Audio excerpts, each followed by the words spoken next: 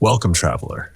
As night deepens and the world slows its pace, let this story wrap gently around you. No need to think, just breathe, relax, and let go. Before you drift off, take a moment to like and subscribe. And if you'd like, leave a comment with the current time and where you're listening from. We'd love to know where in the world you are. Now, close your eyes. Let's begin. Tonight's story might make you feel the heat anyway, because we're going somewhere sweaty, somewhere itchy, somewhere very, very medieval. Welcome to one of the hottest nights of the year in a medieval village. You are not nobility. You are not a knight. There are no cool flagstones in your personal castle courtyard, no silk sheets, no ceiling fans. You are, my friend, a peasant, and tonight your only battle is with the heat and maybe your neighbor's goats. Let me introduce you to Ulrich, age 32, which in medieval peasant years places him firmly between old enough to know better and surprised to still be alive. Ulrich is currently lying on top of a straw mattress that has absorbed more summers than it survived. He's shirtless, not by fashion, but necessity.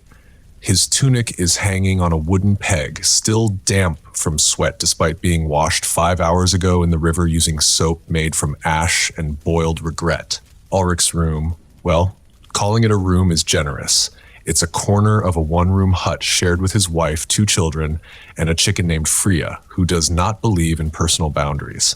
The walls are made of wattle and daub, basically twigs and mud, that hold together just well enough to keep the wolves out and the heat in. And on nights like this, it's like living inside a stale loaf of bread. The air is thick, not metaphorically. Ulrich just tried to wave his hand in front of his face and felt the resistance. It's like moving through porridge.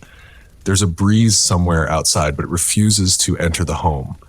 Likely scared off by the smell because, yes, Ulrich has bathed, sort of. But the combination of dried sweat, livestock, and the scent of boiled onions, which was dinner, breakfast, and probably lunch again, gives the air a kind of personality. And it's not just the heat. Oh no. The thatched roof above him, full of insects, full of them. They chirp, they buzz, they occasionally fall. Once last summer, a particularly bold beetle made it into Ulrich's ear while he was half asleep, and he ran screaming into the field like a man possessed. His neighbors never forgot. Neither did the beetle. It came back the next week. Brought friends. So, what did peasants like Ulrich do? How did they survive a night like this when you can't open a window because you don't have one, and sleep feels like an extreme sport? We're still going to find out together. But first, take a deep breath. You're not in Ulrich's hut. You have blankets, air conditioning, a ceiling that does not drop beetles, maybe even a cat who respects your boundaries. Or not. But either way, you're doing fine. Now, let's travel back to that world for a little while longer and figure out how people like Ulrich didn't simply melt. Let's talk solutions. Because our dear Ulrich, like many medieval peasants before him, wasn't the type to just suffer in silence. Well, he mostly suffered in silence. Occasionally, he'd grumble loudly into the straw mattress, but that was just to assert dominance. On a sweltering night like this, survival wasn't just about enduring. It was about adapting and maybe lying very still so you didn't accidentally combust. First strategy, the river escape. This one was bold, dangerous, popular among those who didn't mind being a little damp or eaten alive by mosquitoes the size of thumbtacks. Around dusk, Ulrich might drag his aching, sweaty body down to the riverbank, just a short walk past the miller's pigpen, and a long debate with himself about whether he was going to stub his toe again on that same cursed rock. At the river, he'd wade in up to his knees, maybe more, wearing a linen undertunic that now served as a medieval bathing suit. Was it clean? Not exactly, but it was cooler than his hut.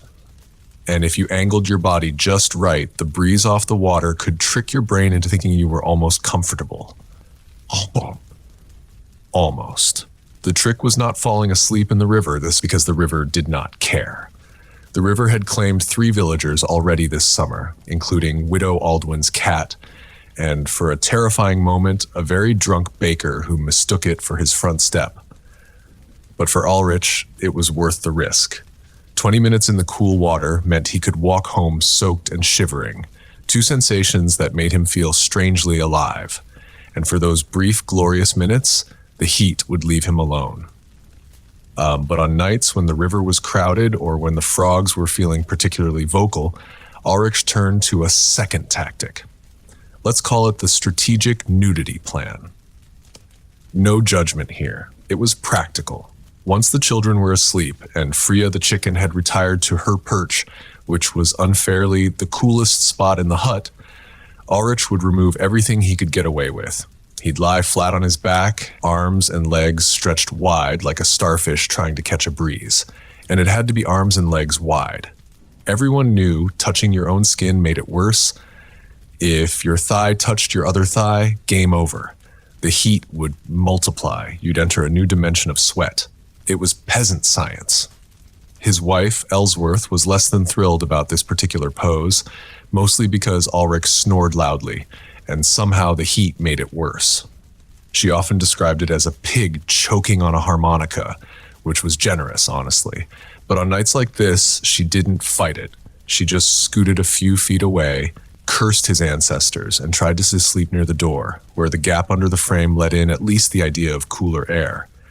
And let's not forget the other tactic, an underrated classic, leaving the hut entirely. Yes, outside, Ulrich and Ellsworth, like many of their neighbors, would sometimes drag a blanket, usually a scratchy, hay-infested square of wool, and lay it outside, right on the dirt, maybe under a tree, maybe behind the shed, maybe wherever Freya hadn't left a surprise. It wasn't luxury, but it was air. Real, moving, bug-filled, glorious air. They'd lie there staring at the stars, pretending they weren't worried about thieves, wolves, or old Thomas the Cartwright, who walked in his sleep and once tried to sell someone's goat by accident. They'd talk softly, mostly complaints, sometimes memories, and once, just once, they laughed so hard about the beetle incident that Ulrich forgot about the heat entirely. And that says something, because in the end, peasants didn't survive hot nights through engineering or ice or grand invention. They survived by leaning on each other, by finding the breeze in small places, by laughing in the dark when it was too hot to sleep and too human not to try. Now, while Ulrich perfected the art of lying very still and pretending not to exist, other villagers developed their own unique methods for surviving the sweat-drenched nightmare that was a medieval heat wave. Some were clever, some were weird, and some were, frankly, a cry for help. Let me introduce you to Editha. Editha lived just down the path from Ulrich and Ellsworth. She was 47, childless, sharp-tongued, and widely believed to be either a witch or the only reasonable person in the village, possibly both. She was the kind of woman who, if you passed her on the road, would greet you with a smile, then immediately tell you what was wrong with your gait, your posture, and your marital choices. And she was never wrong. Now, Editha had a secret weapon against the heat. She called it the night soak.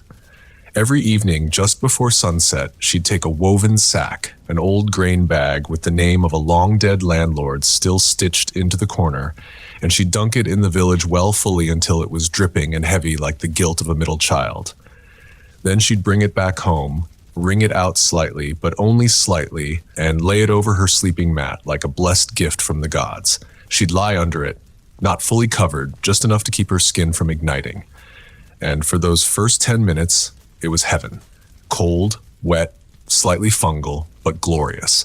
Of course, after 10 minutes, it warmed up and began to smell like pond. But Editha didn't care. Better swamp sleep than sweat sleep, she'd say. And honestly, she had a point. And while we're on the subject of medieval wisdom, let's talk pillows, or rather, the absence of them. Most peasants didn't sleep with pillows as we think of them.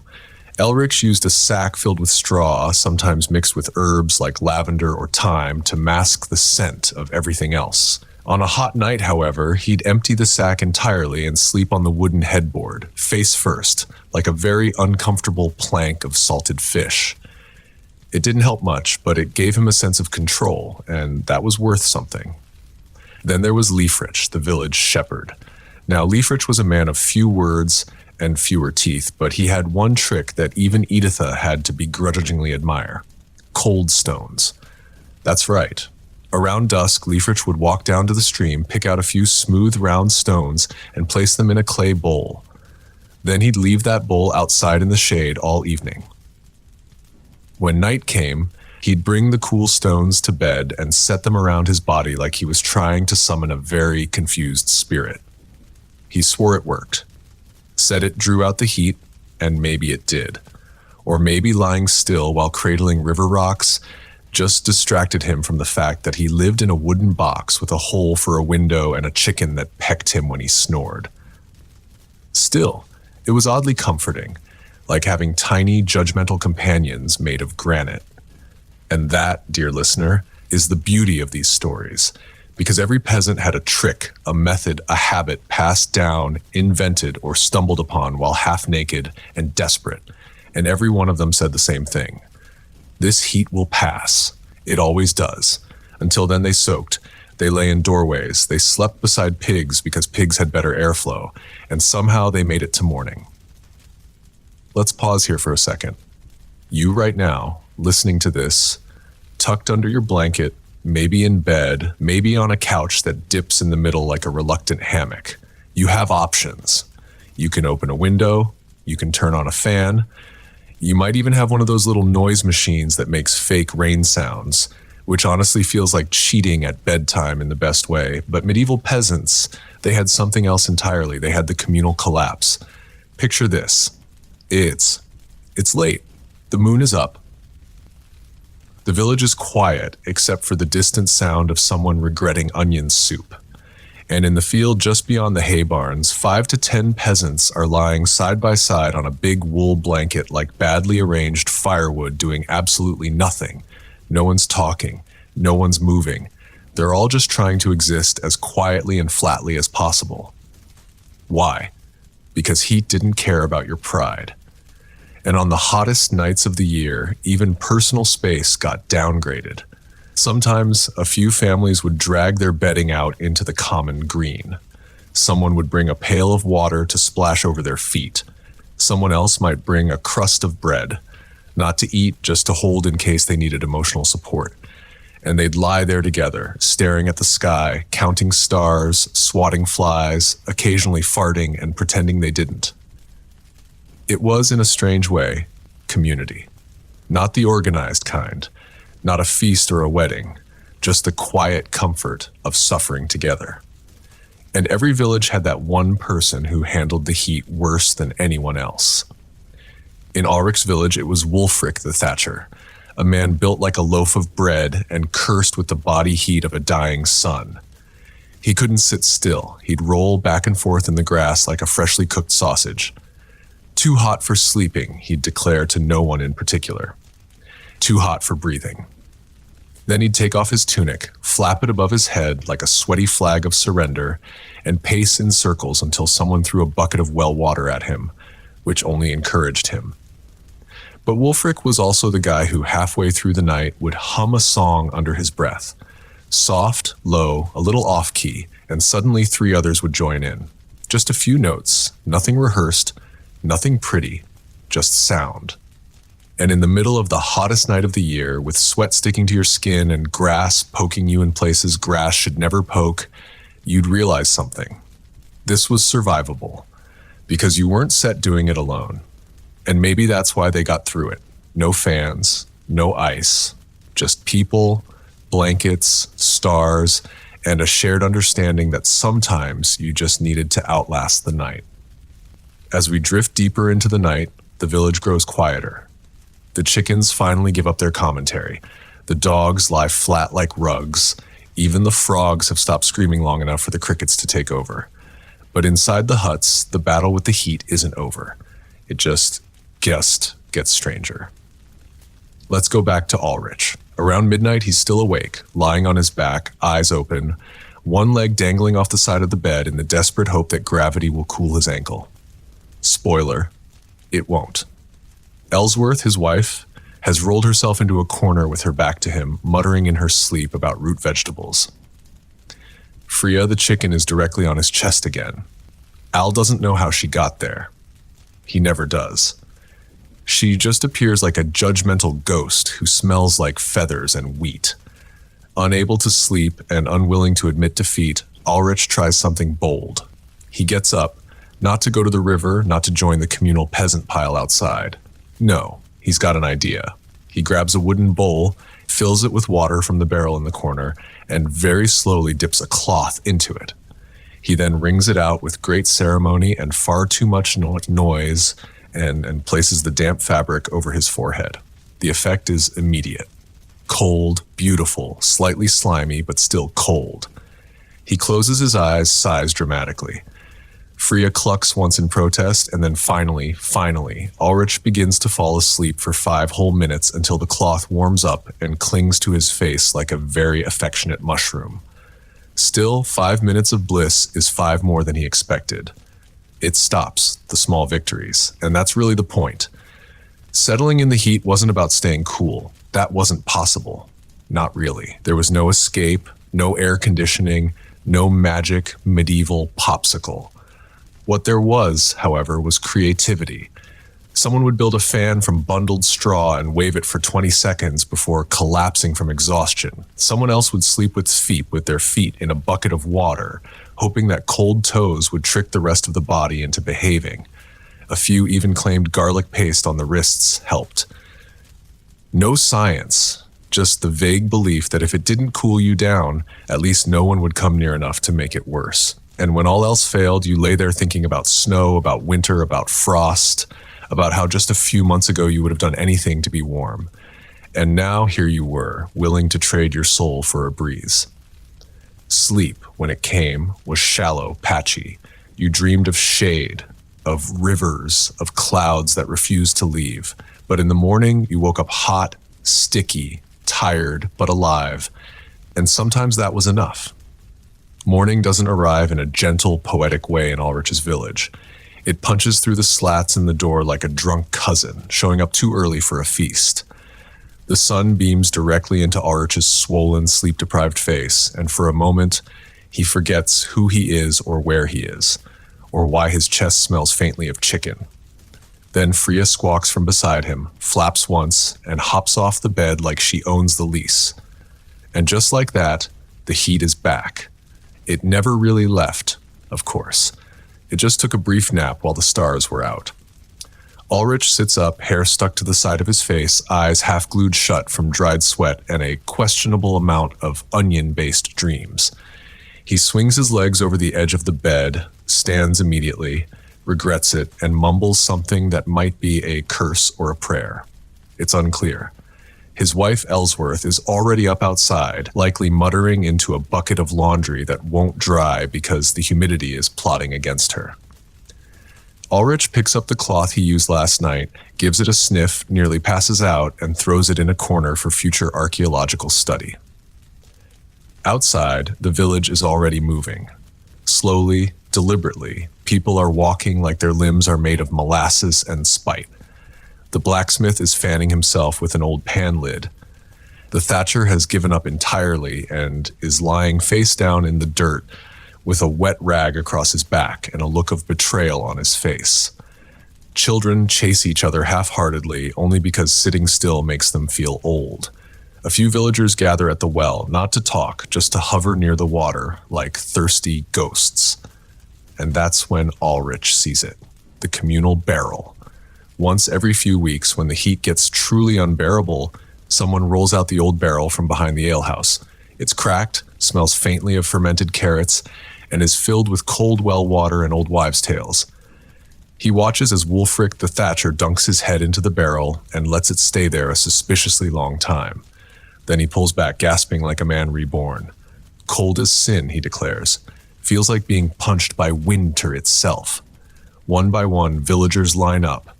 No rules, no formality, just heat, desperation, and a vague understanding that if they don't cool off soon, they're going to melt into their own shoes. Ulrich joins the queue, and when it's his turn, he doesn't. He plunges his face, arms, and half his torso into the barrel like it owes him money. The water shocks him. It bites. It soothes. It fills his ears with the quiet he's been looking for. He stays like that, half submerged, for just long enough to feel human again.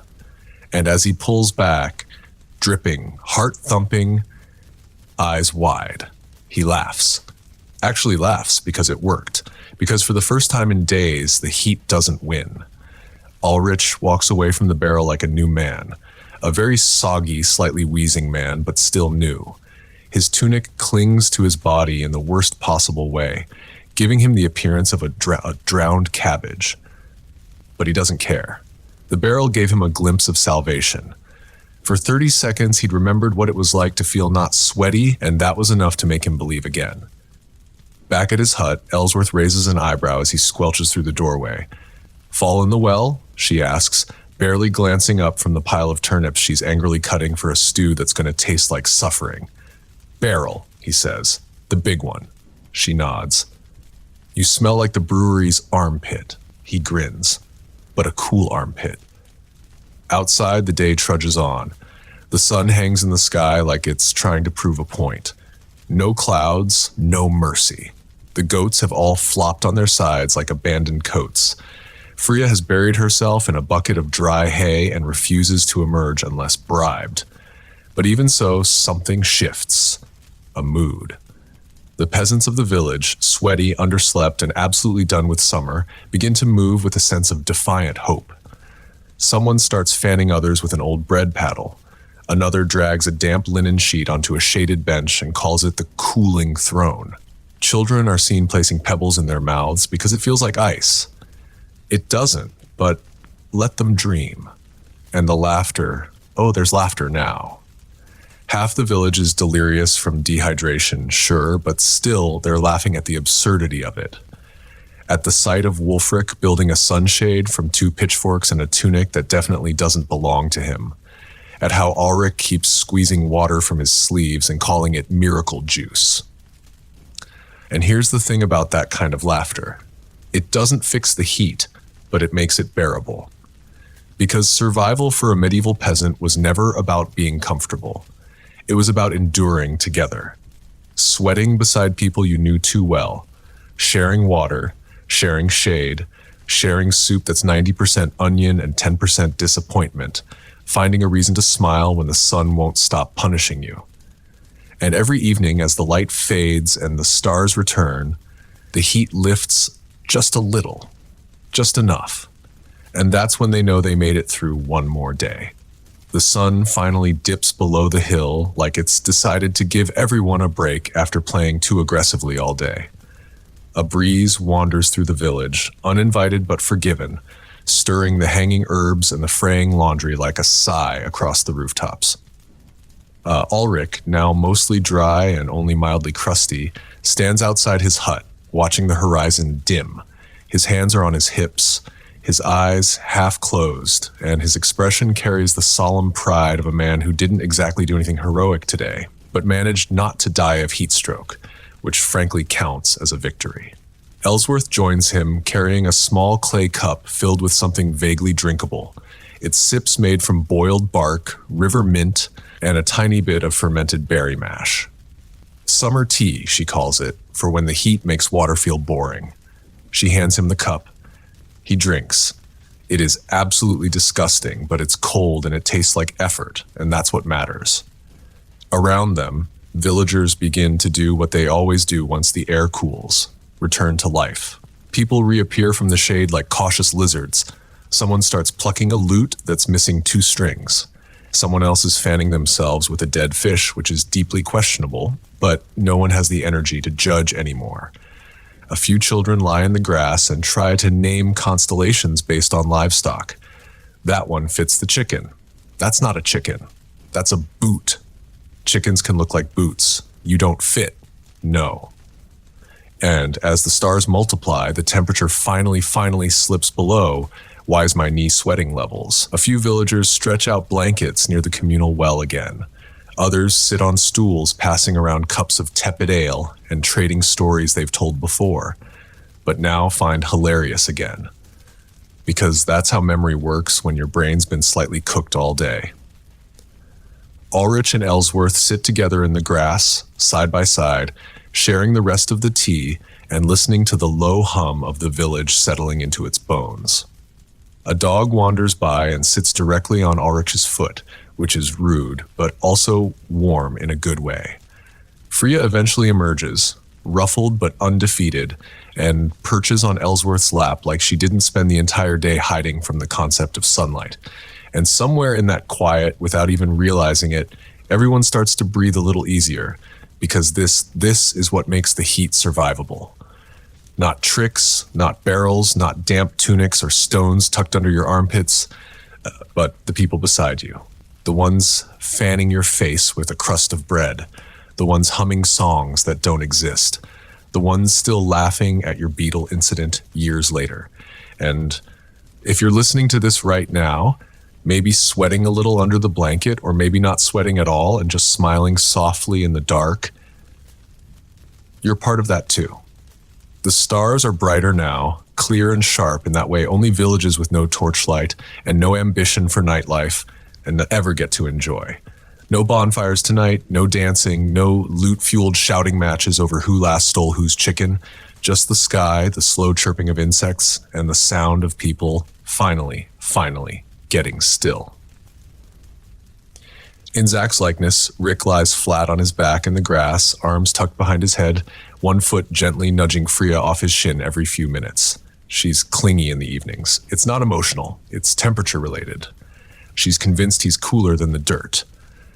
Ellsworth beside him, wrapped in a blanket that's more whole than cloth. They're not talking much, just breathing together. After a day like today, words feel like extra heat. Across the green, someone starts humming again. Same tune as last night, or maybe the night before. No one knows who started it originally. No one cares. It's slow, a little off-key, and kind of perfect. One by one, others join in. No lyrics, just sound. And if you were to walk past the village right now, a stranger on the road, a traveler with no map, you'd hear it and wonder if you'd stumbled on some forgotten tradition, some midsummer rite.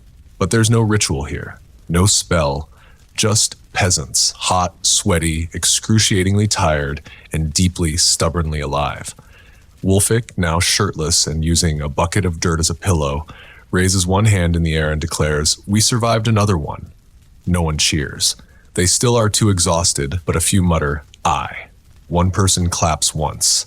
Freya makes a sound that might be agreement, and that's sips enough because tomorrow will be hot too. Maybe worse, maybe not. But now, with your limbs stretched out and the sky wide above you, you've earned this night. You've endured it. You've shared it. And maybe, just maybe, you've reminded yourself what it means to endure something together. So if you're listening to this right now, still with me, still drifting, let that sink in and sleep well wherever you are. By now, most of the village has gone quiet again. The humming has faded into the kind of silence that doesn't feel empty. It feels earned. The kind that comes after a day of work, sweat, shared looks, shared water, and the decision over and over again not to give up. You can almost hear the grass settling, the last fireflies blinking their good nights. Even the air, thick as it's been all day, seems to have finally forgiven everyone. Ulrich has drifted off. Not all the way, just enough. The kind of half-sleep where your ears still listen, your foot still twitches, and you're aware that you left one arm out of the blanket and now it's suspiciously damp. Ellsworth's already gone. She always falls asleep first. Years of raising children and chasing runaway chickens taught her how to sleep like a stone the moment her eyes close. Even in heat, even in chaos, even when Ulrich mumbles nonsense in his dreams about oversized potatoes and angry geese. Freya, for once, has taken the hint and wandered off to her corner of the coop, probably scheming or sweating or both. The moon is high now, big, soft, the kind of moon that makes you want to stay awake just to look at it a little longer, even though your body is crying out for sleep and your brain is melting slightly from the inside. And somewhere out there in another hut, Editha turns over in her bed and mutters, "Still hot." She flings a corner of her blanket off like she's throwing shade at the stars themselves. Tell your moon to do something useful for once. She falls back asleep instantly, but her words hang in the air. Because yes, Sometimes it feels like the world is just watching you sweat. But other times, like tonight, you start to believe it might actually be watching over you. And for all the discomfort, the stickiness, the weird smells, and worse sounds, there's something real here, something ancient, something honest.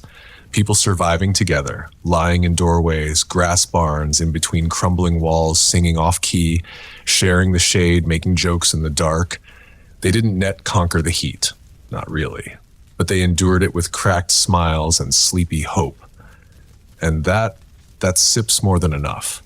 The night has stretched itself thin now, like it's exhaled everything it had and is just waiting for morning to take over. The kind of hour where the stars feel closer and your thoughts move slower. Not because they're any less complicated, just because you're too tired to chase them at full speed. Ulrich stirs slightly, not from discomfort, from habit. A kind of sleep that isn't entirely trusting. He rolls onto his side, arm under his head, knees pulled slightly in like a man trying to fold himself into a cooler shape.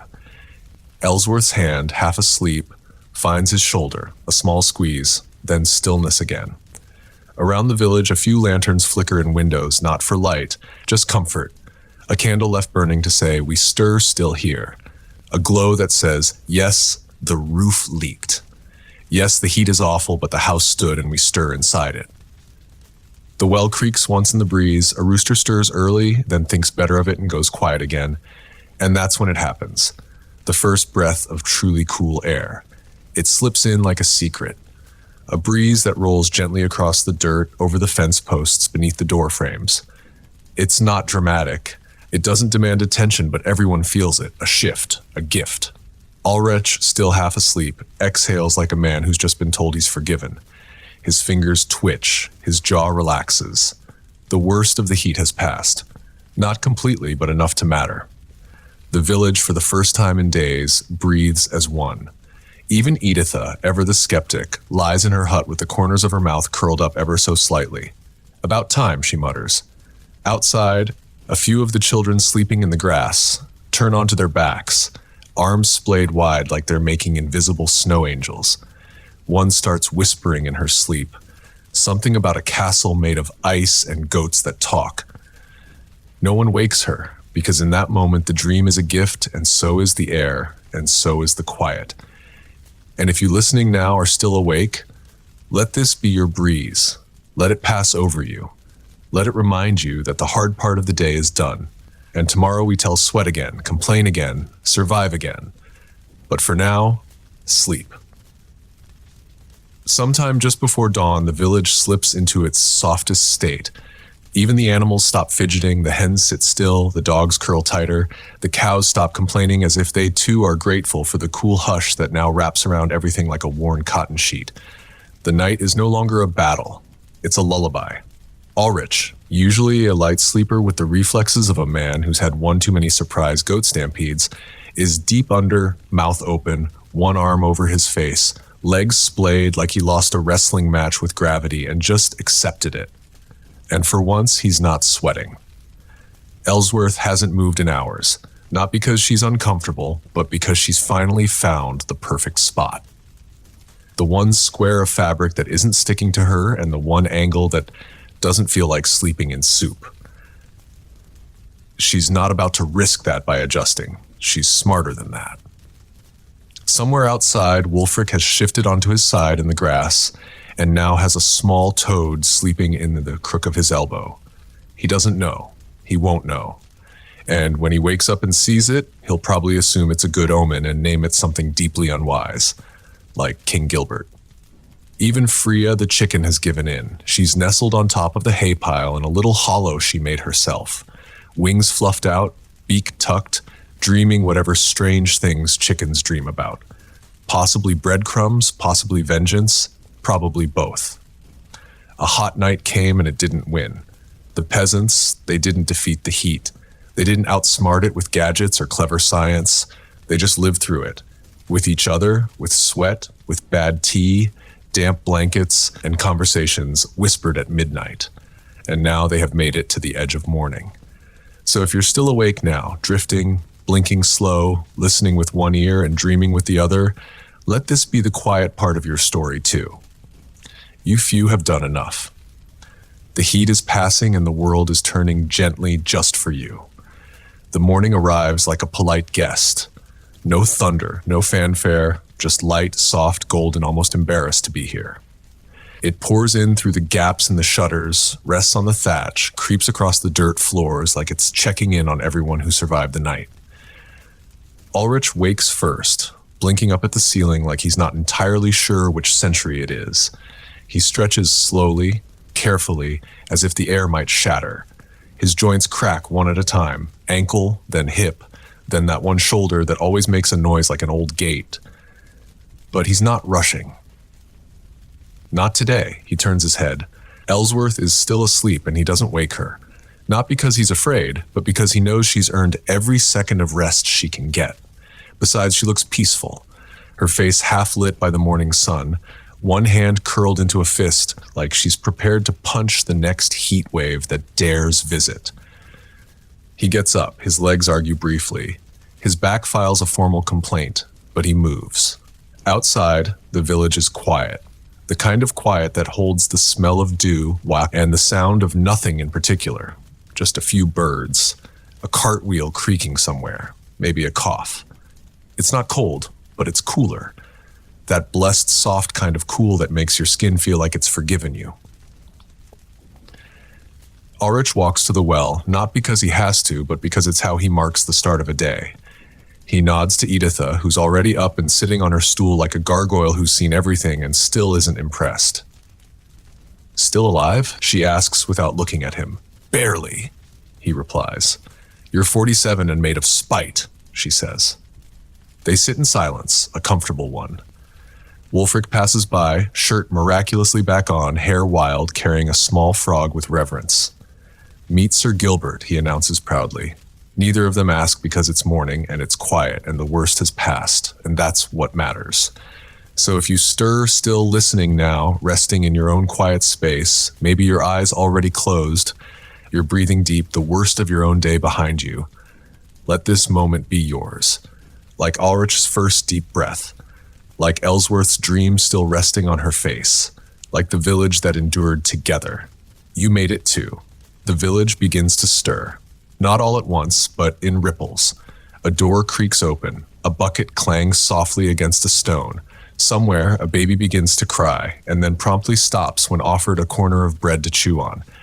The world doesn't rush, it unfolds. Ulrich returns from the well with a wooden ladle filled with fresh water, splashes it over his face, and gasps like a man baptizing himself in cold hope. He drinks, hands still dripping, eyes closed. Ellsworth appears in the doorway, hair tied back with a bit of old linen, eyes squinting against the early light. She doesn't still speak, just takes the ladle from his hand, drinks slowly, and hands it back. It's still their version of good morning. Freya follows, of course, pecking the dirt, and already searching for the nearest unattended breakfast. She's a menace, but she's their menace. And Editha, of course, Editha, is already muttering about how no one remembers to sweep properly anymore. She waves a broom with such authority that 3 people sweep their own steps out of sheer instinct. Wulfric is giving a passionate speech to Sir Gilbert the Frog about how frogs don't get hot because they figured it all out. No one interrupts him. It seems important. But even with all the familiar noise, there's something different in the air. Lighter. Because last night they made it through. The hottest night, the sweatiest stretch of hours, the stickiest, loudest, most sleep-deprived fever of a summer's grip. And they didn't do it with clever inventions or noble magic. They did it by sharing the shade, by dunking their heads into barrels, by swatting mosquitoes for each other, and laughing about the smell of onion tea, and maybe by not doing it alone. So, as the bread bakes and the chickens yell and the air begins slowly to warm again, they all know one thing. Tonight might be hot again, but they will be ready together. And you, listener, you made it too. Through the story, through the dark, through the sweat and the stars and the frog now named Sir Gilbert, you are part of this little village now. You know how to survive the hottest nights. By mid-morning, the village is in full motion again.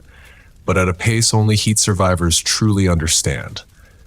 Everything is slower, deliberate. The children are playing in the dirt, yes, but half-heartedly. They move like they're conserving energy for something important, like another night of turning into puddles. The adults are doing what adults always do, working while pretending they're not still exhausted. Ulrich is patching a bit of roof, balanced on a shaky ladder, muttering to himself about how that doesn't grow on trees, which makes no sense. But he's not here to be scientifically accurate. He's here to keep the sun out of his wife's face during dinner. Elsie is below him, hands on her hips, occasionally shouting helpful things like, "You missed a spot, and that looks like it'll collapse on us again," in the tone of someone who absolutely loves you but also wishes you came with instructions. Wulfric, of course, has given Sir Gilbert a throne. It's a bucket turned upside down with a beetle shell as a crown. Editha said it was ridiculous. Then she added a cape made from a lettuce leaf. No one is quite sure what's happening there anymore. A merchant wanders through the village road with a cart full of cloth and not much else. He's trying to sell handkerchiefs as cooling veils and has already been shouted at by 3 grandmothers. But he'll try again at the next village. Hope is a powerful motivator when your feet are covered in blisters and your cartwheel squeaks like an angry ghost. And somewhere under a small patch of shade beside the mill, a few elders are sitting together on a bench that groans louder than they do. One of them, an old man with eyebrows longer than his patience, leans back and says, "Remember the summer of Sit?" There sits a pause, then a chorus of groans. "Don't speak of it," one mutters. "That was the year the cows passed out and the fish boiled themselves and my beard caught fire. Did not feel like it." They laugh, weak but real, because that's what happens after a long night. You remember, you talk, you share the same 5 stories with the same 10 people, and somehow it feels brand new again. And that, says the soul of it, is indebted. Surviving the heat wasn't about escaping it. It was about building tiny, ridiculous, beautiful rituals. Damp blankets, barrel baths, sleep piles, frog nights. And if you're still listening now, curled up, heavy-eyed, floating gently between waking and dreaming, you are part of it too. You are lying beneath the same stars, drifting through the same breeze, smiling at the same tired jokes. You've survived the heat. Now it's time to rest in the calm that follows. Afternoon leans over the village like a lazy cat, warm, sprawling, and entirely uninterested in your productivity. The sun isn't angry anymore. It's just smug. The kind of heat that says, "Oh, you thought last night was bad. Let's see how you handle 2 p.m. But no one panics. Not now. Because the villagers know the dance by heart. They've folded into it. Like dough rising too slow, like tea steeping too long, they adapt. Ulrich has moved inside. His roof patching efforts were noble. But after nearly falling off the ladder twice and being dive-bombed by an angry crow, he's decided it can wait. He's sitting near the open door now, shirt off, arms resting on his knees, staring at the floor like it owes him an apology. Elsith is grinding herbs at the table, elbow deep in what she swears is a cooling remedy and not just another excuse to avoid the stew pot. This one, she explains with absolute confidence, is made from elderflower, mint, and the tears of a woman who's just cleaned her floors for the 3rd time. Ulrich nods. "Sounds medicinal. It's revenge," she replies. But yes, medicinal revenge. Outside, the village is quiet again. Not asleep, just in hibernation. Half the people have collapsed under the nearest tree. Others have retreated to their homes, windows wide open, or window holes if we're being historically accurate. You'd think the heat would make everyone grumpy, and it does, but it also slows them down enough to laugh about it. Wulfric is trying to invent a fan powered by goats. Sir Gilbert the Frog has been placed in a bowl of water for hydration and royal pleasure. A small child is parading through the road with a flower crown on, shouting, "I am the Queen of Shade." And honestly, she deserves the title. The kind that only comes when no one's pretending to be anything other than tired. The kind that says, "We're still all in this, and we'll still get through it again together." So if your eyes are heavy now, If the world is quieted down around you, if the hum of your room feels like a lullaby made just for you, let it hold you. Like the village held its own. Like Ulrich lying beside the doorway, finally cooling. Like Elsythe with herbs and her quiet smile. Like everyone who survived the hottest night and still had the strength to laugh the next day. You are part of it now. As the sun begins its slow descent, lower now, more golden than white hot, the village breathes again. Not a sigh. Something deeper. That slow, silent knowing that comes when the worst is behind you, and you're still here. Not perfect, not dry, but still standing. Ulrich is back at the door, watching the dust float in the warm air. You know that kind of dust, the kind that dances in shafts of light like it's trying to perform. He doesn't swat it away. He watches it like it's telling a story only he remembers. Elsythe sits beside him now, shoulders touching, saying nothing. Not because there's nothing to say, but because they've said enough today. They've complained, joked, survived. And now in this moment, their silence feels full. Freya hops up on the step and fluffs her feathers like she just returned from war. A beetle falls out of her wing. She does not flinch.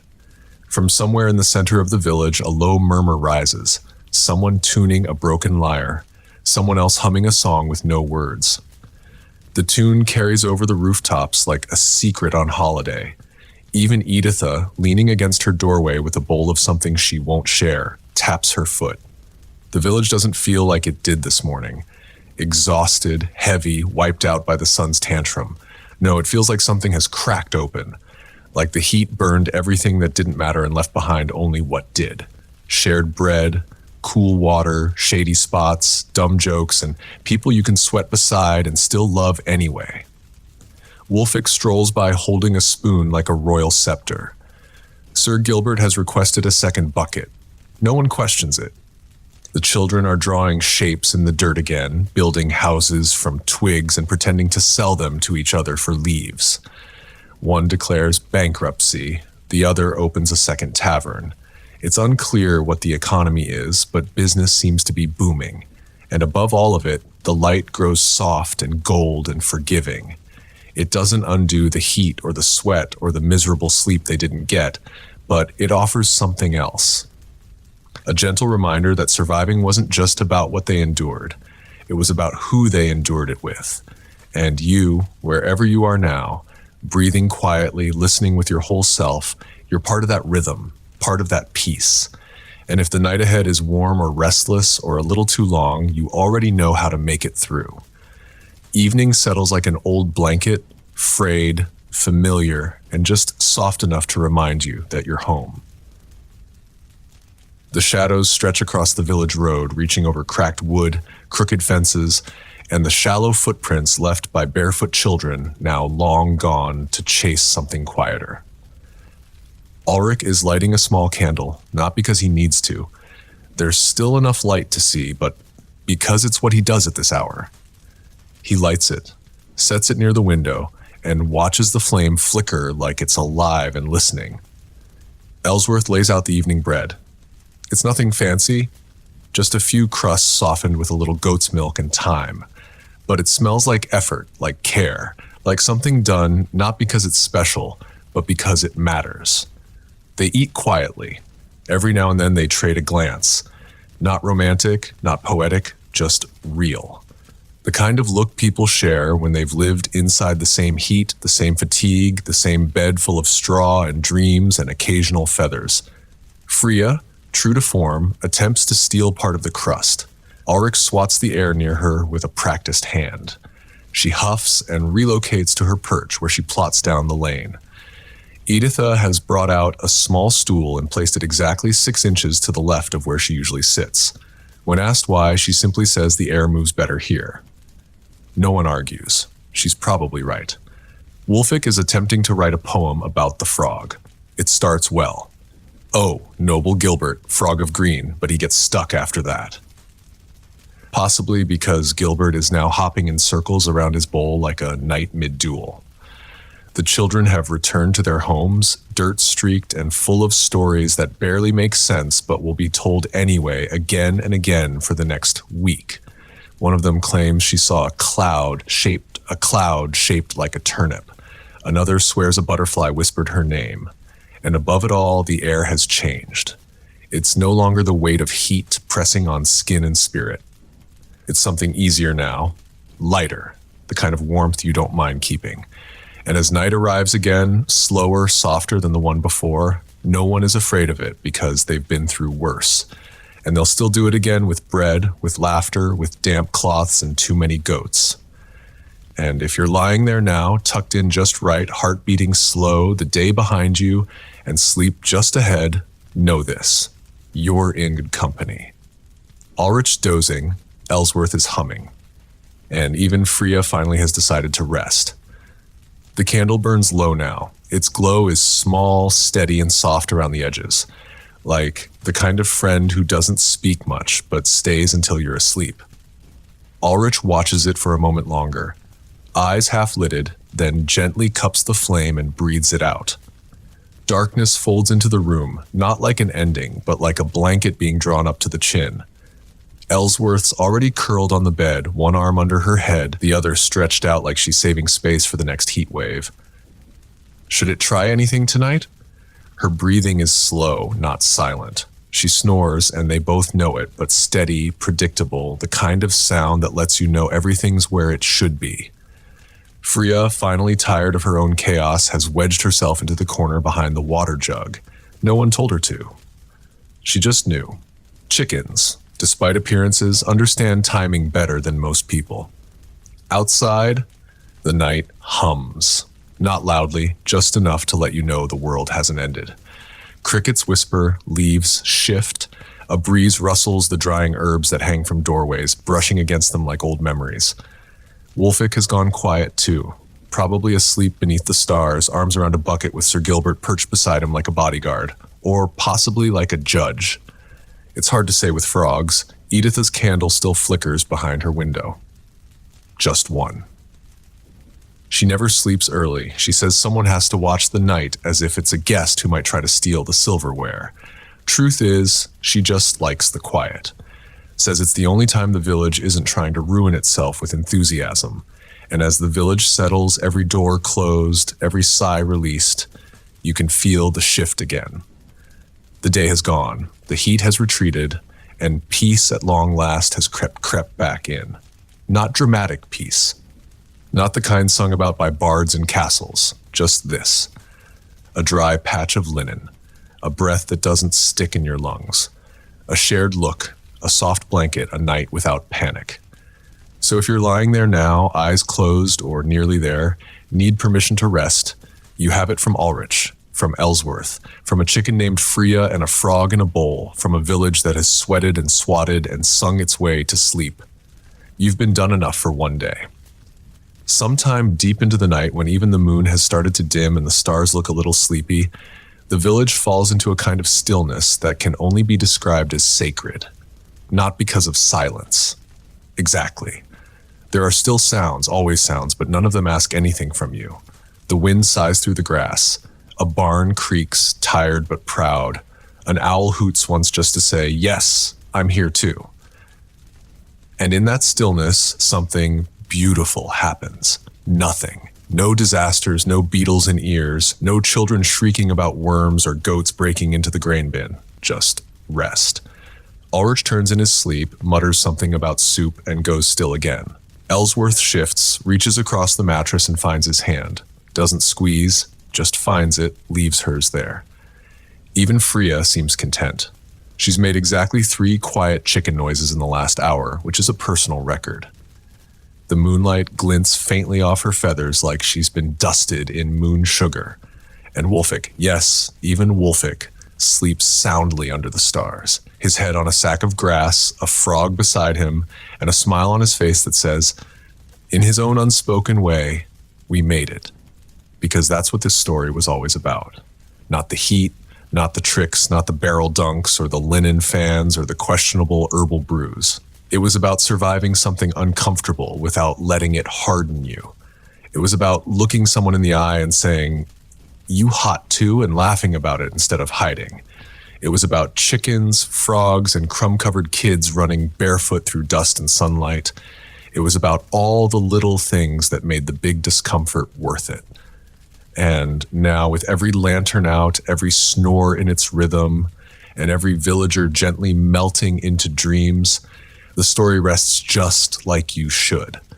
So breathe in slow. Let your shoulders fall. Let the room hold you. You're not in a castle. You're not a knight.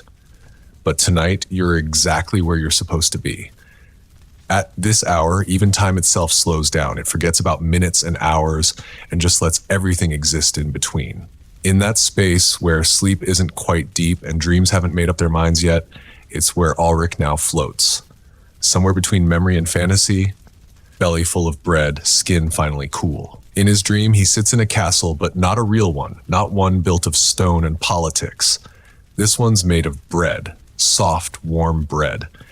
He walks down a hallway where the walls are rye. The ceiling is oat-crusted, and every step echoes softly on a floor that smells like time and hope. There's even a gravy moat. It's very dignified. Ellsworth is there too, but she's wearing a crown made of cabbage and demanding someone invent an indoor breeze. Freya is perched on a chandelier made of roasted garlic, pecking at passing sausages like she's finally achieved her destiny. Everyone is clapping for her. Outside the dream castle, Wulfik rides a giant frog through the fields, waving a banner that says, "Cool nights for all," yelling something about revolution and fans made of feathers. Gilbert, now the size of a cow, croaks majestically with the wisdom of 10 elders and the emotional range of a disappointed librarian. It's daft nonsense, but it's good nonsense. And nonsense when you're a peasant who spent the last 3 days sweating through every layer of fabric you own is exactly the kind of dream you need. Not logic, not ambition, just strange comfort. A way for the mind to loosen its belt and wander somewhere softer. Even Editha dreams, though she'd never admit it. Hers involves a perfectly swept floor and a council of chickens who finally do what they're told. It's a quiet dream, just the way she likes it. And out there in the dark, where stories sleep and breath slows and even the owls start nodding off, the village holds these dreams like secrets. No one will speak of them, but everyone will wake up feeling slightly better. Because rest like this, after a night like that, is dust, not just sleep. It's its reward. And if you're tucked into your own world, eyes heavy, limbs weightless, find yourself drifting toward your own version of a garlic chandelier, you're doing it right. Let the weird dreams come. Let them be full of frogs and fans and mildly confused nobility. Let them carry you through the night because morning will come. But not yet. The dreams deepen now, turning richer, stranger, and just a little more ridiculous. Because that's what happens when a peasant brain finally gets the chance to cool down. The mind, after sweating through its own thoughts for an entire day, decides it's earned a little nonsense. In Ulrich's dream, he's no longer in a bread castle. He's in a throne room made entirely of cheese. Hard cheese, soft cheese, a wheel of something blue and suspicious is acting as his seat of power. A trumpet sounds, except it's not a trumpet. It's a goose. A very serious goose in a tiny velvet hat. The crowd cheers. Ulrich raises a spoon and declares, "Henceforth all soup shall be chilled." It's his first decree as Dream King, and frankly, it's his best one yet. A child in the back throws flowers. Someone faints. Freya, wearing chainmail, nods in approval. Ellsworth floats by on a boat made of turnips, completely unfazed. Meanwhile, Wulfik has reached the edge of the dream forest where the trees grow fans instead of fruit, and a kind breeze tells him he's the chosen one. Gilbert the Frog, now wearing a monocle and speaking Latin, translates riddles about how to stay cool while herding sheep. None of them make sense, but they feel profound. Back in the real world, Ulrich shifts in his sleep and lets out a chuckle, a short one, just enough to show that his dream self is probably being knighted by a cabbage. The night outside stays quiet, still kind. Editha is walking through a perfectly swept marble courtyard, not a speck of dust in sight. Every villager she passes bows in admiration. One hands her a feather duster made of clouds. She doesn't smile. She simply nods the way true queens do. And this is what the night becomes now. A place where sweat no longer sticks, where fans grow on trees, where goats ask for permission before barging into kitchens, where dreams feel not just weird but deserved. Because after the kind of heat that makes even shadows feel warm, you need dreams like this. Silly ones, cool ones that leave you smiling without knowing why. And you, wherever you are, tucked in with the weight of the day behind you. You are welcome here too, to dream your own strange dream of turnip boats or snow falling on medieval rooftops or just a cold glass of water that never runs out. Sleep well. Dream freely. The village doesn't know it, but this is the best part of the night. That impossible hour just before morning when the world feels like it stopped turning and everyone left in it seems to breathe at the same slow rhythm. Even the fireflies have gone quiet. The air has cooled. Not completely, but enough to stop sticking to your skin, enough to let you forget that it ever did. Ulrich's breathing is deep now. His brow is smooth. He's in the kind of sleep that can't be interrupted by creaking wood or the rustle of straw.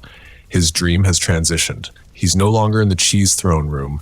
Now he's swimming, but not in water, in pudding. Cool, sweet, nonsensical pudding. And he's faster than he's ever been.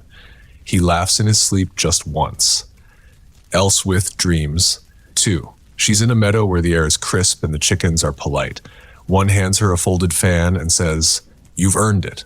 She accepts without question. Even Freya is dreaming. Probably. Her eyes twitch slightly and her claws flex like she's reenacting a great battle. Maybe against the shadow of a broom. Maybe against gravity. It doesn't matter. In her tiny chicken mind, she's victorious. The huts are quiet. No shifting, no groaning, no one rolling over to find a cool spot, because for once, every spot is finally cool enough. The stars begin to fade just slightly, their light thinning like a song that knows its last verse is coming. Wulfik snores loudly but rhythmically, like a frog-shaped drum. Sir Gilbert rests beside him, unaware of the growing legend he's become. And Editha, she's still on her stool, head down, elbows on knees.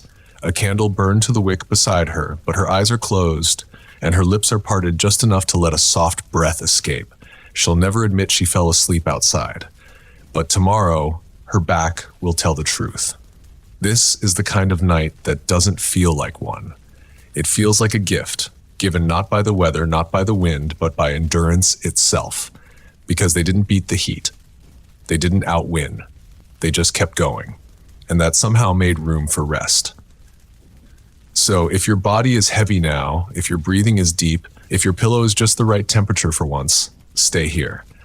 The hardest part is over. The stories are asleep, and so are you.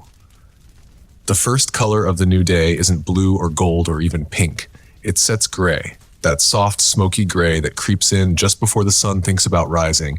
It drapes across the rooftops like mist too shy to settle, and wraps around the edges of doorways like a story trying not to wake anyone yet. It's a quiet invitation to return, not a command. Ulrich stirs just slightly.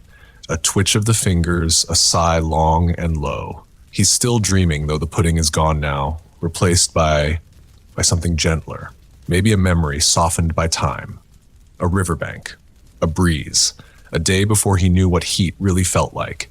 Elswith's hand is still resting near his. She hasn't moved much either. Her face turned toward the window, catching the faintest whisper of morning light. If you could look into her dream, you'd find her sitting beneath a tree, beside a garden that never needs weeding, where the air smells like mint and the shade never moves. And across the village, the stillness holds for just a little longer. Freya rustles in her sleep pile. A single feather floats up and lands on her back like a medal of honor. She's made it. She knows it. She's smug about it, even in dreams.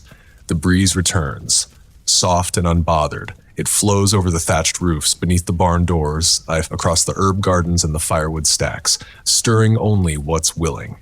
It's not trying to wake anyone. It's just reminding them that time is still moving. Editha lifts her head, not because of noise, not because of duty, but because some internal sense, fine-tuned over decades of surviving everything from bad rain to worse husbands, tells her that morning is close. She stands slowly, bones stiff, knees popping like corn. She picks up her broom, because of course she does, and mutters, "Might as well start." And that sips the moment, the one that happens every day, but never quite the same.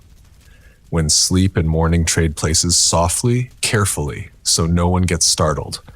And as the sky lightens from gray to something golden, the village begins to return.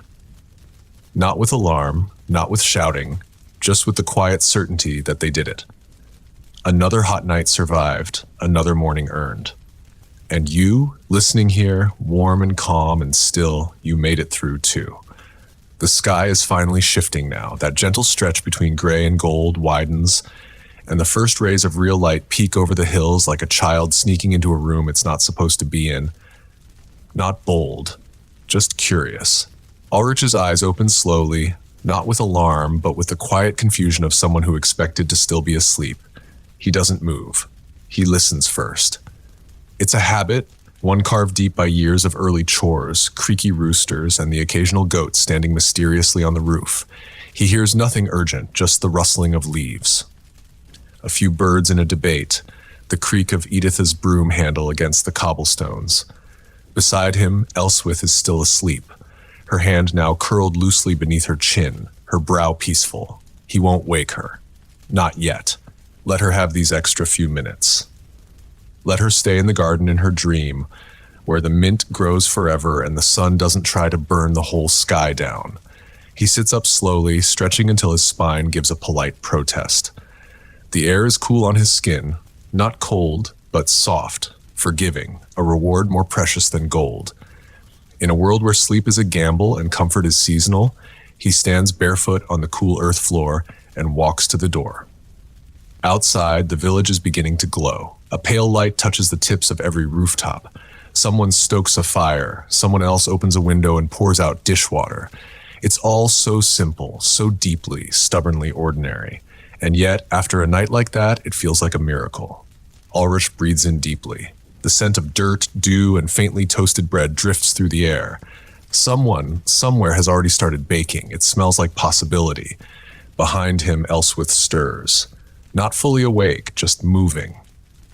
Freya hops down from her perch and begins pecking the floor like she's auditing it. And for a brief, shining second, nothing is wrong. No fires, no floods, no unbearable heat. Just a village waking up together, a husband breathing in the morning, a world made of bread, brooms, and new beginnings. So if you stir still with me now, listening from wherever you are, eyes closed, heart calm, breath even, you're part of this too. You survived the heat, and now you've made it to the morning. Morning doesn't roar to life in this village. It stretches, it yawns, it wakes with its hands still in its pockets.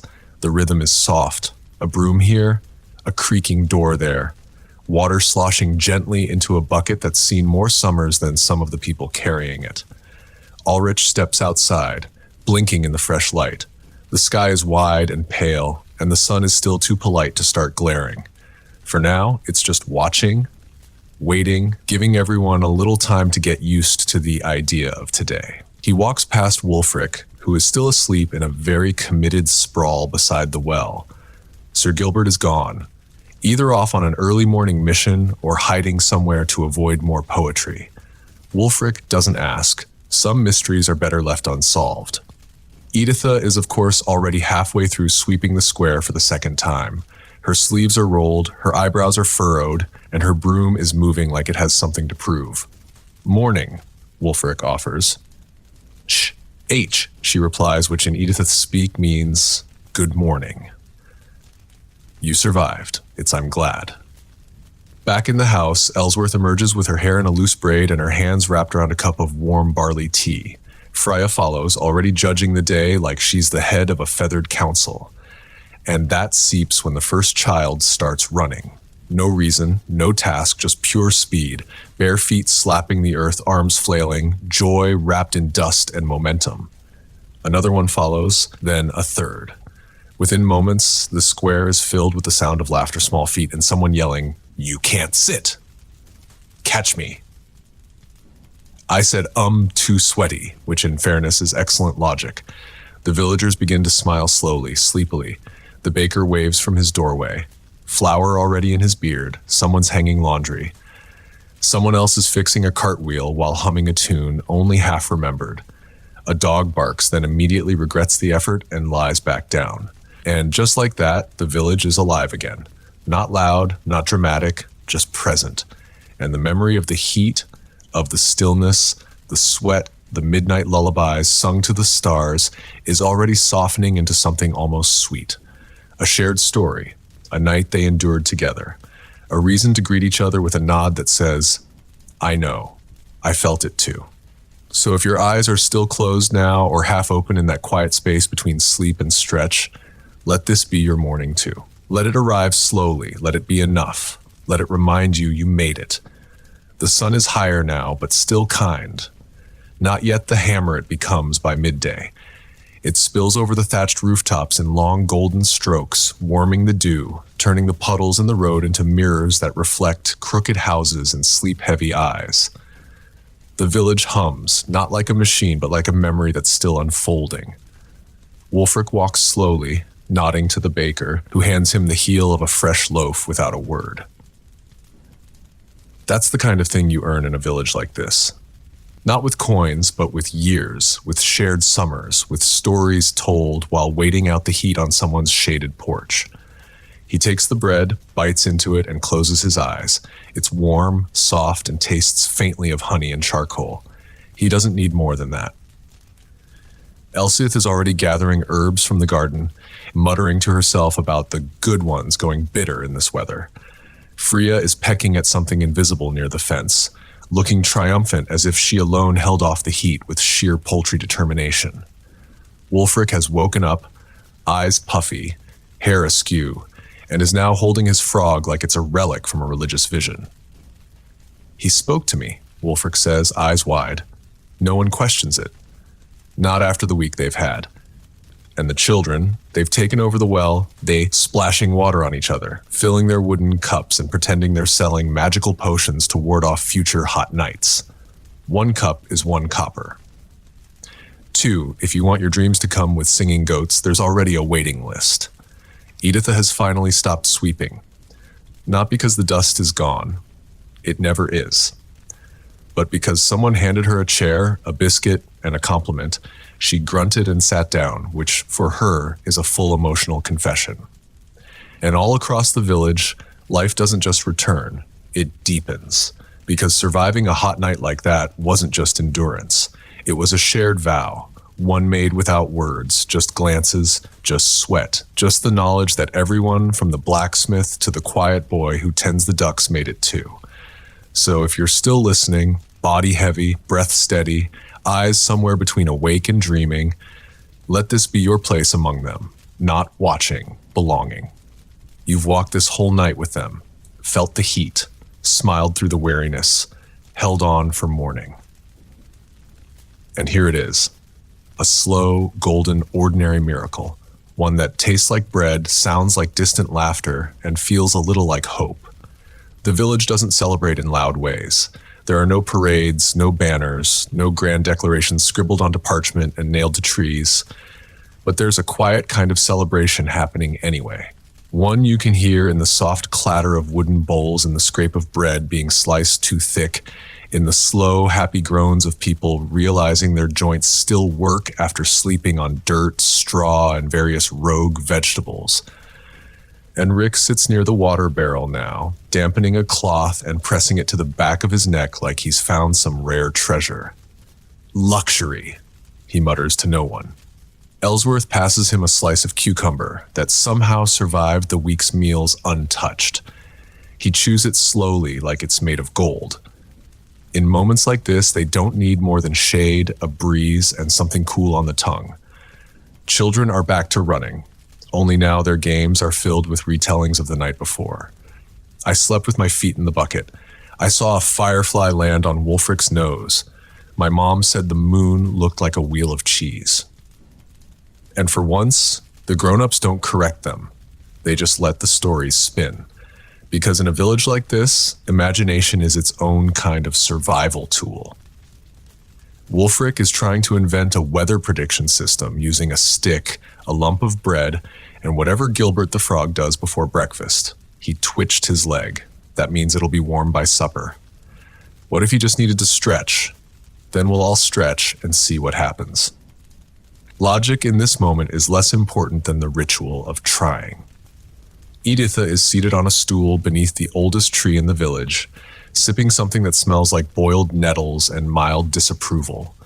She's already told 3 people to drink more water and 1 person to sit down before you melt into the grass. Her voice carries the weight of wisdom disguised as complaint, and all around the village hums in the key of recovery. Not rush, not productivity, just slow shared effort, a loaf needed here, a fence post straightened there. Nothing urgent, nothing loud, just the sound of people remembering that life keeps going even after the night stretched too long. So if you're still here, nestled under your blanket or sprawled like a starfish across a cool sheet, take this moment in. Let it wash over you like the first breeze of morning. Let it remind you that simple routines, shared glances, soft laughs, these are victories. They might not look like much, but they matter more than anyone ever writes down. The morning stretches on, and the sun, though brighter now, is still merciful. It warms, but it doesn't punish. Not yet. For a few precious hours, the village exists in a kind of golden suspension, just light, soft chatter and the slow weaving together of normal. Ulrich is mending a stool now, one hand holding the wobbly leg, the other trying to remember where he last left the good nails. Not those, Ellsworth says from behind him.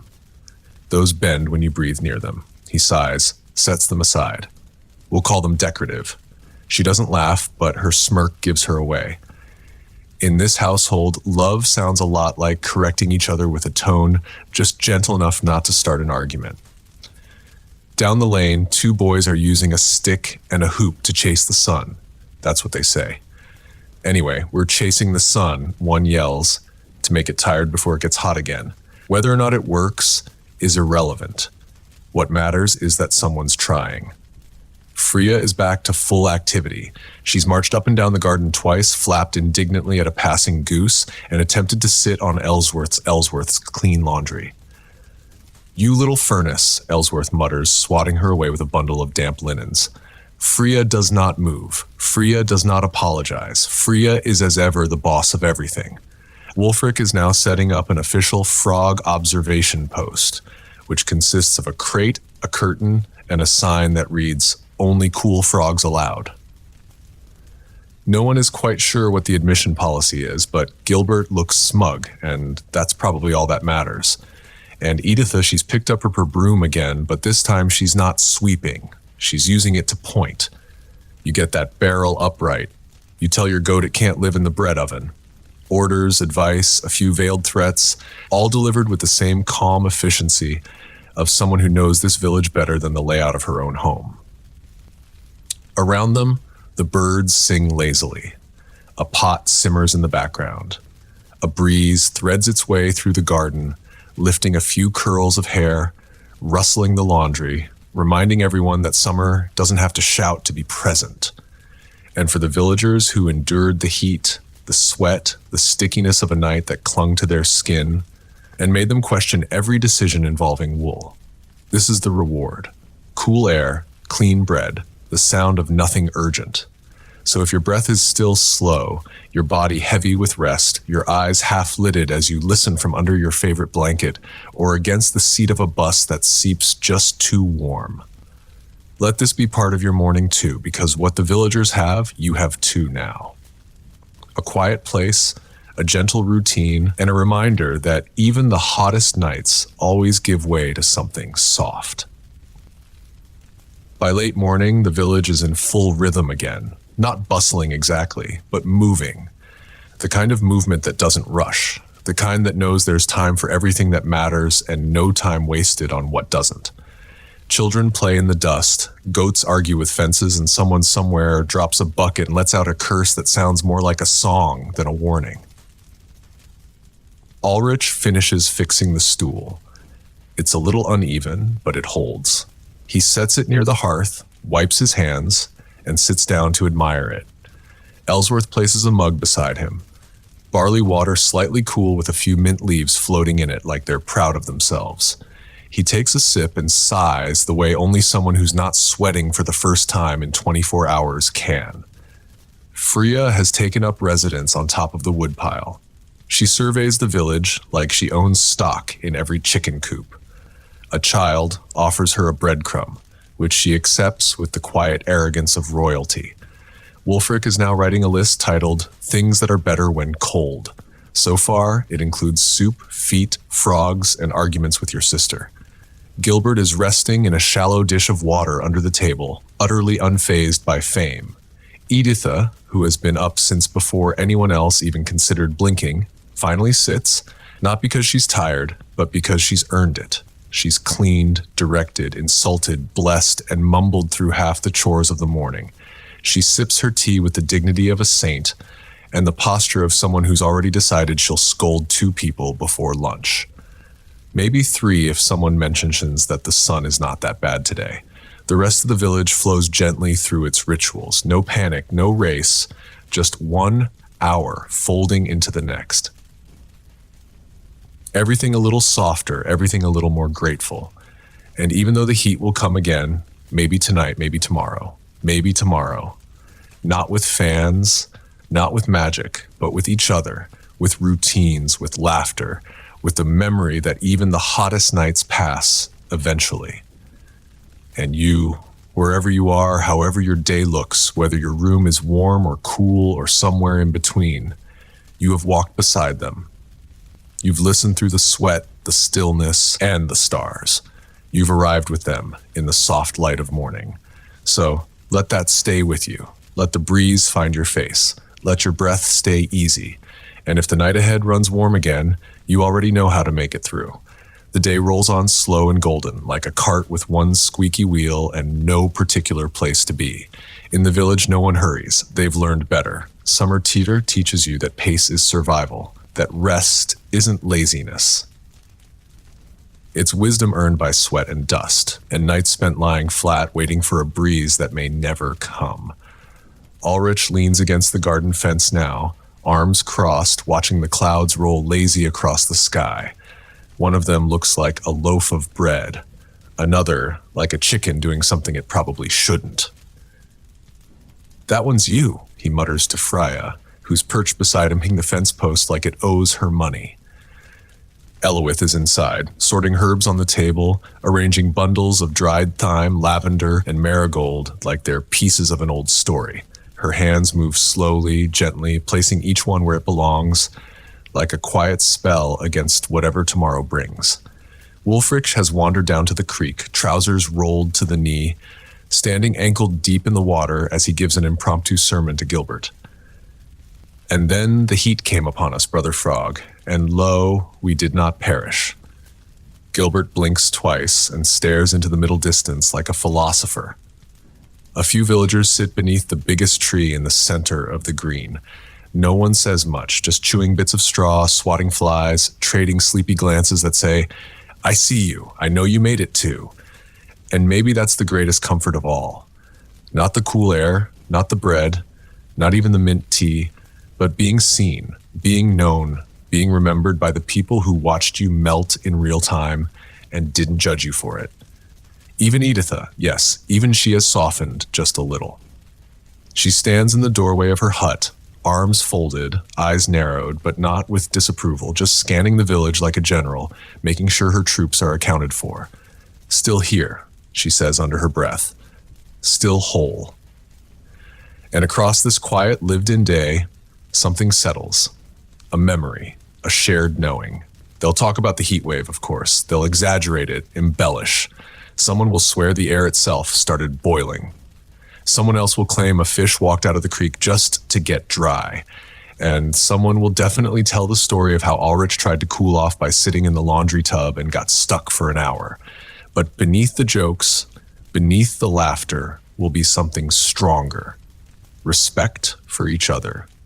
For the small acts of resilience. For the way a village can bend under the weight of a season and still come up standing. And for you right now, listening, breathing slow, eyes maybe already closed. You're part of that now. You walked through the heat with them, and you stayed long enough to feel it pass.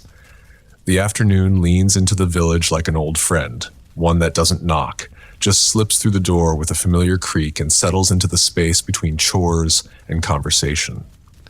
Everything is slower now, not tired, just content. The kind of slowness you earn. Ulrich sits with his back against the sun-warmed wall of his home, chewing the last bite of bread, eyes half-lidded.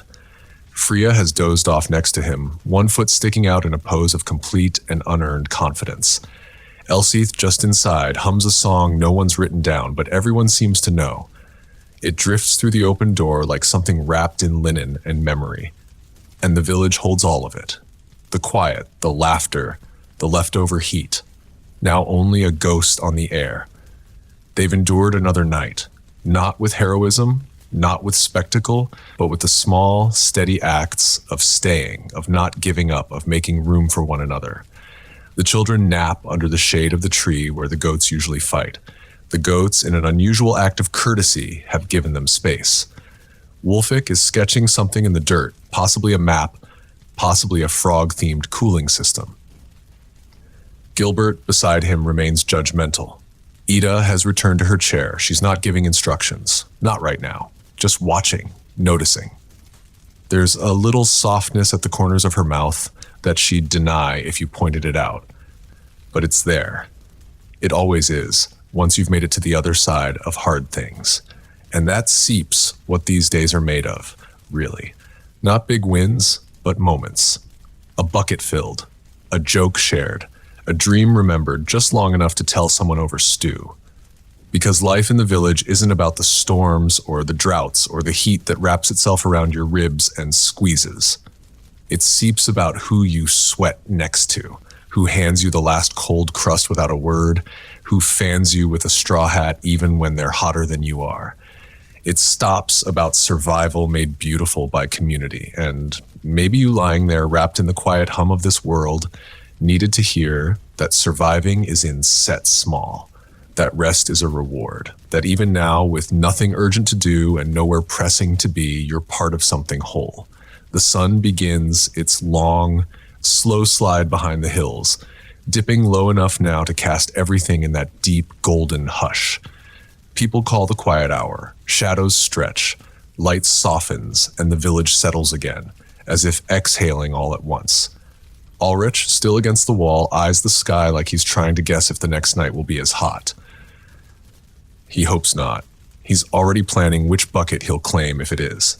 Eloith appears beside him, sits down with a thud, and leans her head on his shoulder like she's trying to steal a little of his shade. "Think it'll be cooler tonight?" she asks. He shrugs. "We're due for a miracle." Freya is against all logic, napping again. This time on top of the woodpile, balanced with the kind of poise that suggests she was royalty in a past life and is merely tolerating her current chicken form. Children begin to stir from their naps, rubbing eyes and complaining about nothing in particular. A few wander over to the well, not because they're thirsty, but because it's the best place to toss pebbles and shout theories about which ones are magic. "The shiny ones float," one yells. "That's because you threw it on the grass," another replies. Wolfik walks past with a new sign for his frog sanctuary. It reads in bold charcoal, "Cool frogs only. No exceptions. No one knows what would happen if a warm frog tried to enter. It's best not to ask." And Editha, she hasn't moved from her chair, but she's watching it all. Not with judgment today, but with something else. Maybe pride, maybe nostalgia, maybe just the deep contentment that comes from watching the people you live with, complain with, suffer with, sweat beside, find their rhythm again. Because this is the truth. Few ever tell about peasants, about villages, about the people who live without gold or glory. They survive again and again. Not because they have to, but because they know how. They make routines out of chaos. They turn sweat into stories. They gather around barrels, around bread, around each other, and they endure. And you still lying there, eyes heavy, heart quiet, drifting like a feather across this dream of a day. You belong here too. You had listened, stayed, survived something of your own perhaps, and you still made it to the golden hour. Dinner in the village isn't grand. It isn't served in courses, no trumpets, no tapestries, no goblets clinking under candlelight. It's one pot shared between many, ladled into mismatched bowls that have survived 3 generations and a goat-related accident no one likes to talk about. But somehow it tastes like everything you need after a long, warm day. Ulrich sits cross-legged in the dirt outside his home, bowl in hand, a few pieces of chopped onion to whatever root vegetable the garden was willing to surrender today. Ellsworth passes him a crust of bread that's more chew than fluff, and he accepts it like it's a royal offering to surviving another one, he mutters. Barely, she replies, and taps her spoon against his, in what can only be described as the peasant version of a toast. Freya is circling the group like a knight on patrol, hoping for dropped crumbs, declaring herself both watchdog and taste tester. A child tries to give her a carrot end. She takes offense. Chickens have standards. Nearby, Wolfik tells a half-true story about how the frog once warned him of a coming storm. He twitched just before it rained. That's prophecy. You also twitch before you sneeze, someone replies. Maybe you're the prophet. Wolfik gasps as if struck by divine revelation. Editha is seated on her porch with her bowl resting on her knees. She eats slowly like she's rationing flavor or patience or both. When a neighbor offers her extra salt, she waves it off. Doesn't need it, she says. It's already seasoned with heat and regret. A pause, then almost a smile. And as the sky melts into that rich, deep blue of a world finally cooling down, something unspoken passes between the villagers. Not a secret, not even a shared thought, just presence, that quiet, unshakable sense that they've made it through something together. And even if no one builds statues of them or writes songs about their sweat-slicked nights, they remember. They remember lying flat on the floor, waiting for the air to move. They remember laughter in the dark. They remember how even bad bread tastes good when you're eating it beside someone else who made it through. So if you're still here with them, with us, eyes soft, breath deep, letting your body ease further into whatever surface is holding you, this is your moment too. Not flashy, not loud, but real. And you've earned it. The bowls are empty now, scraped clean with bits of crust, wiped with fingers, shared between neighbors without ceremony. There's no applause, just full bellies, soft conversation, and the quiet kind of tired that settles not just in the body, but behind the eyes like a candle flickering low, not out, but ready to be. Ulrich leans back, arms behind him, staring at the sky. The first stars are starting to peek through, faint, uncertain. But there, that one looks like a chicken, he says. Ellsworth follows his finger. That's a goat. That's a chicken who thinks it's a goat. Freya squawks indignantly nearby. The universe evidently is listening. Wolfik is curled up beside a pile of firewood, a blanket draped over him and Gilbert's water dish placed with ceremonial care beside his head. Frog Watch 2.0 begins at moonrise. He mumbles half asleep. No warm frogs allowed. No one dares test his resolve. The children are finishing their last games of the evening. One more run around the garden, one more argument about whose rock is magic. One more promise that this time they'll actually go to bed when asked. Eventually, someone carries a yawning bundle inside, and the rest follow, feet dragging, eyes wide but heavy. And Editha, she's still there, still in her chair, still watching the sky like she's trying to measure the stars for exact alignment. When someone offers her a blanket, she takes it only because it's not itchy, she says, which for her is basically a love letter. The village is quiet again, not asleep yet, but close. Doorways lit with one last candle. A few final words traded in low tones, the breeze now regular, cool, steady. It carries the scent of dry earth and clean hay and something else. Peace, maybe, or simply the absence of discomfort, and that sets when it hits you. This is what survival becomes. A shared story, a bowl of stew, a sky you can name shapes in. No one writes it down, no one gives a speech. But if you pay attention, if you're here for it, truly here, you can feel it settle in your bones. You made it. They made it. And even if the next hot night comes sooner than you like, you now know you will get through it. Together, the night returns as it always does. Not rushing in, not sneaking either, just arriving like it was here all along, waiting for its turn. The stars have thickened, scattered across the sky like someone spilled a basket of grain and didn't bother to sweep it up. The moon rises slow, heavy, round, less like a light, more like a witness. Inside their little hut, Ulrich and Ellsworth move with quiet familiarity. No words needed, just the rhythm of evening. Bucket rinsed, caught, straightened, candle lit. He stretches his back with a groan. She braids her hair loosely the way her mother taught her. Freya hops up onto her usual corner of the blanket, fluffs, turns once, and settles like she pays rent. Ulrich sits on the edge of the bed. "Think tonight will be hot?" he asks. Ellsworth doesn't answer right away. She opens the door instead, lets the air speak first. "It's cool. Cool enough to sleep, enough to hope. Not as hot as last night," she says, which in this village is a blessing worthy of celebration. Outside, the last few voices are winding down. A quiet song hums through the dark. No words, just sound, low and soft, like the world itself is rocking someone to sleep. A shutter cacks closed. A goat lets out one final dramatic sigh. Even Wolfik, curled up beside his frog bucket, is still.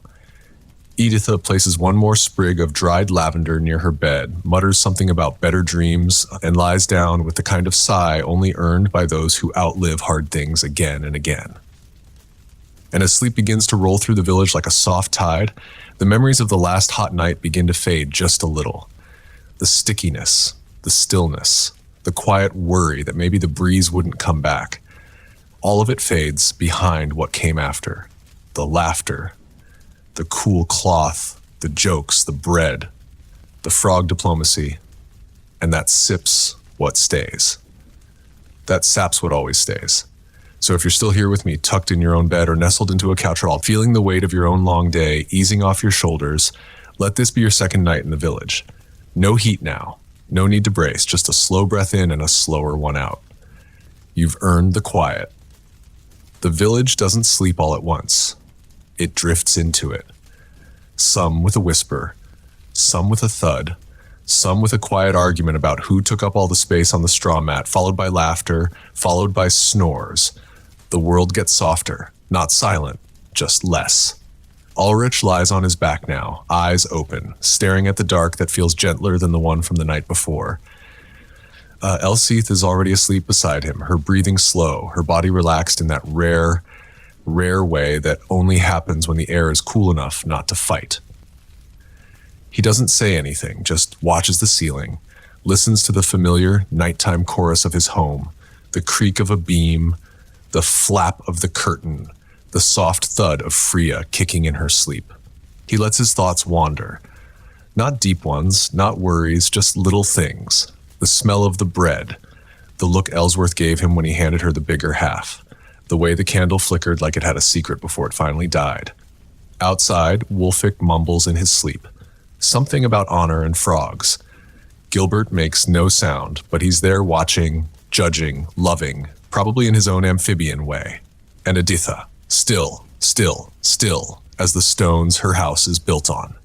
Her hands folded across her chest, face turned slightly toward the window, as if daring the breeze to come in and try something. Everything is in its place. Not perfect, not polished, but true.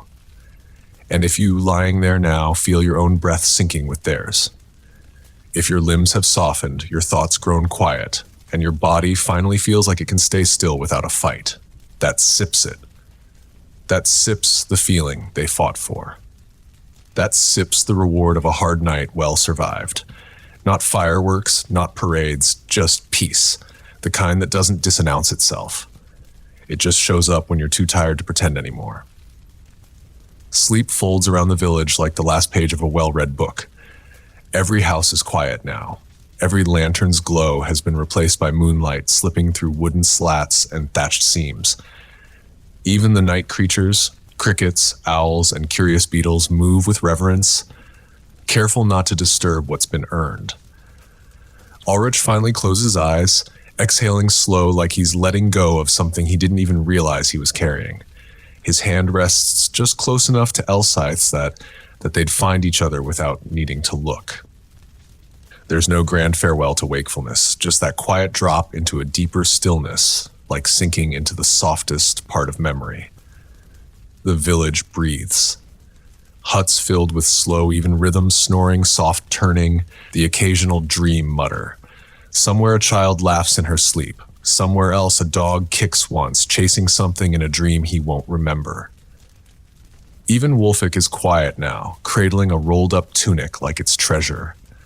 Gilbert remains utterly motionless in his dish, the high priest of peace. And Editha, yes, even she sleeps with a smile so faint you might miss it if the moon wasn't paying attention. Maybe she's dreaming of order, or maybe of mornings without chores, or maybe, just maybe, of a village that keeps holding itself together one slow, stubborn, beautiful day at a time. Above them, the stars hold their posts. The sky is clear, as if rinsed clean by survival itself. There is no wind, but there is presence. The kind that wraps you up, that says, "Stay, you seps. No one needs anything from you right now." And you're still here with us, still breathing slow, still resting in the story. Let it all fall away now. The heat, the noise, the spinning world. Let the village hold you like it held them, like it held itself, like it always will. The hours pass quietly now, slipping by without urgency, like a river moving under fog. The night is deep but not heavy, cool but not cold. It holds the village in a cradle of quiet. The kind of silence that doesn't ask questions, doesn't leave space for worry, just being. Ulrich and Elsythe sleep without stirring, the kind of sleep that only follows exhaustion and relief. The kind you don't fall into. You arrive at their breathing, matches the rhythm of the dark. Even Freya has stopped twitching. Her little body puffed into a feathered ball gives one slow sigh. That's all. Outside the square is still. A few embers glow in the fire pit near Wulfric's hut where someone forgot to smother them. But even the fire knows not to misbehave tonight. Wulfric, wrapped in a blanket that's more patched than fabric, clutches it like a trophy. Gilbert, eternal, continues his sacred stillness. In the distance, a breeze stirs the edge of the forest. Nothing threatening, just a reminder that the world goes on, that even while they sleep, life continues with a gentle pace. The trees whisper things no one hears. Maybe stories, maybe secrets, maybe just the quiet truth that everything cycles and everything comes back around. Editha doesn't move, but in her dream she sweeps an endless floor that never gets dusty, while a line of chickens follows behind her, wearing bonnets and singing off-key. And in the dream she doesn't scold them, she just smiles. And so the village rests together, not in rows, not in order, but in unity. Every home holding someone who held on. Every bed containing a body that bent but didn't break. Because this was never just a story about surviving heat. It was about enduring the ordinary, about finding rhythm in discomfort and choosing again and again not to face it alone. So you lying there now, drifting, floating, breathing like the world finally said, you can stop now. Know this. You are part of this village. You are part of this night, and you have made it through. The stars begin to fade now, slowly, reluctantly, like they know their watch is ending, and they're not quite ready to leave. The sky softens, turning from ink to charcoal, from charcoal to ash, and just at the edges, barely visible, a whisper of blue begins to grow. Ulrich shifts in his sleep, not because he's waking, just because the night is letting go of him. Elsythe lies still, curled in the same position she fell into hours ago, wrapped in dreams too light to name. Freya doesn't move, which is how you know everything is still all right. Outside, the first bird calls a single note, small and hopeful, like it's checking to see if the world is ready. No one answers yet. But it's enough. Wulfric, tangled in his blanket, stirs once and mumbles something about soup. Gilbert blinks slowly, solemn and wise. As always, the wind comes back gentle like a friend who stayed the whole time and only now speaks to say goodbye. It lifts the curtains, brushes across sleeping faces, carries away the last heat, the last worry, the last whisper of yesterday's discomfort. Editha stretches in her sleep. She'll never admit it, but even she dreams sweeter after a night like this one. And the village, it breathes together, at peace, at rest. And you're still here, still with us, still listening from your bed, your couch, your corner of the world.